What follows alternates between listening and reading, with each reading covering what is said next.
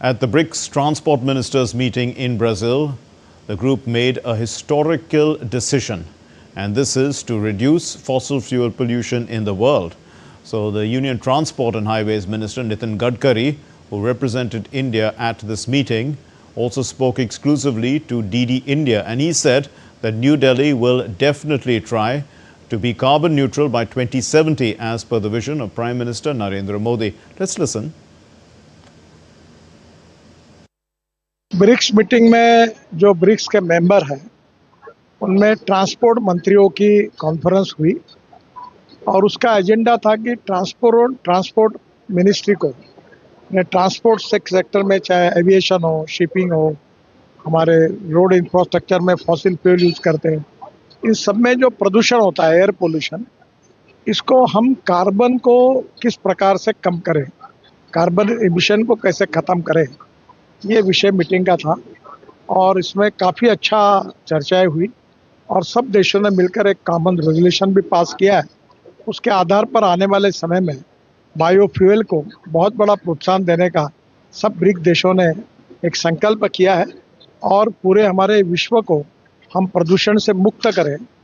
इस प्रकार का भाव सबके मन में था और निर्धार था। एक बहुत बड़ा अच्छा हिस्टोरिकल रेजोल्यूशन हुआ है और मुझे लगता है कि इकोलॉजी एंड एनवायरनमेंट के क्षेत्र में प्रदूषण को कम करने की दृष्टि से एक बहुत बड़ी पहल ब्रिक्स देशों ने की है। आने वाले समय में जो प्रधानमंत्री जी का सपना है कि 2070 तक हम हिंदुस्तान को कार्बन न्यूट्रल बनाएंगे, वो निश्चित रूप से पूरा करने की कोशिश भारत भी करेगा, क्योंकि ब्राज़ील ऐसा देश है कि उसने पहली बार शुगर केन जूस से, मोलाइसिस से इथेनॉल बनाया और यहाँ फ्लेक्स इंजन पर, पेट्रोल के जगह पर 100% इथेनॉल पर गाड़ियाँ चल रही है, फ्लेक्स इंजन पर। मैंने यहाँ सब विजिट की, लोगों से चर्चा की,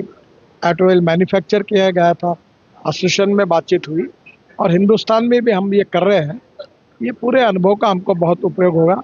एविएशन फ्यूल भी आगे चलकर एक एजेंडा है कि बायो एविएशन फ्यूल कैसे बने। इन सब के लिए एक नई दिशा हमारे सबको, हमारे डेलीगेशन को यहाँ से मिली है और मेरा विश्वास है कि निश्चित रूप से आने वाले समय में हिंदुस्तान में भी इस दिशा में प्रयास होगा। मुझे आज विशेष रूप से खुशी हुई कि यहाँ जो इंडियन कम्युनिटी है उनके साथ भी बैठकर वो यहाँ बहुत अच्छा कार्य कर रहे हैं, उनके साथ भी वार्तालाप करने का मौका मिला है। इतने दूर रहकर भारतीय संस्कृति को कायम रखते हुए अपनी कर्मभूमि ब्राज़ील को मानकर वो अपने कर्तव्यों का पालन कर रहे हैं और यहाँ भी उन्होंने अपनी संस्कृति और हमारी विरासत को कायम रखा है। इसकी मुझे बहुत खुशी है और आज ये सभी कार्यक्रमों से निश्चित रूप से मुझे व्यक्तिगत रूप से बहुत आनंद आया और मैंने हमारी सरकार की ओर से और प्रधानमंत्री मोदी जी की ओर से और हम सब की ओर से यहाँ के भारतीय समुदाय को शुभकामनाएं और शुभेच्छाएं दी।